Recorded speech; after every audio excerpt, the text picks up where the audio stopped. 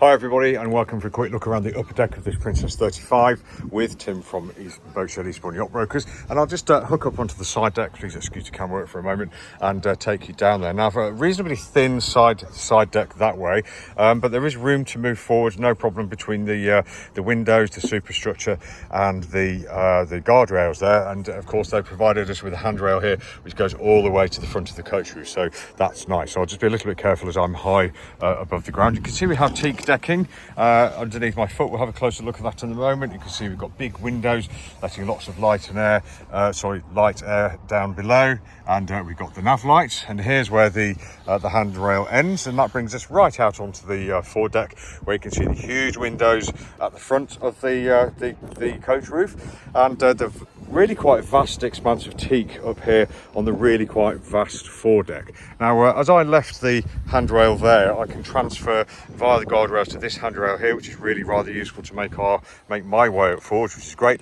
And of course, we're all going to be interested in what the teak decking's like. So there's a real close-up view, so you can see that we do need a good pressure wash, good scrub, etc. I'm seeing a few missing screw caps here and there, but generally speaking, I haven't seen any kind of raised squishy stuff yet, but I'll talk about that as I walk around if I feel any.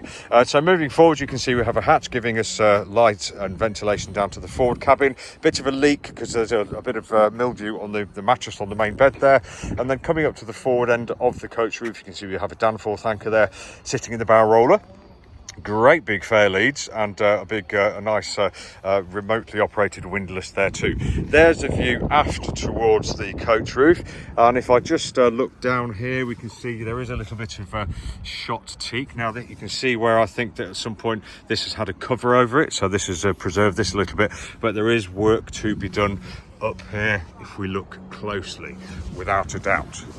Are you the person for that? There's the big windows I mentioned before again, and you can see we've got the big bridge screen there with the horn sitting there, and the screen, or the deflector that provides a bit of protection for the people on the flybridge, actually looking pretty good up there. And then back down the port side, there's a little ramp here. I just want to make sure I don't slip down if it is slippy, and actually it's not too bad, it's just quite green looking.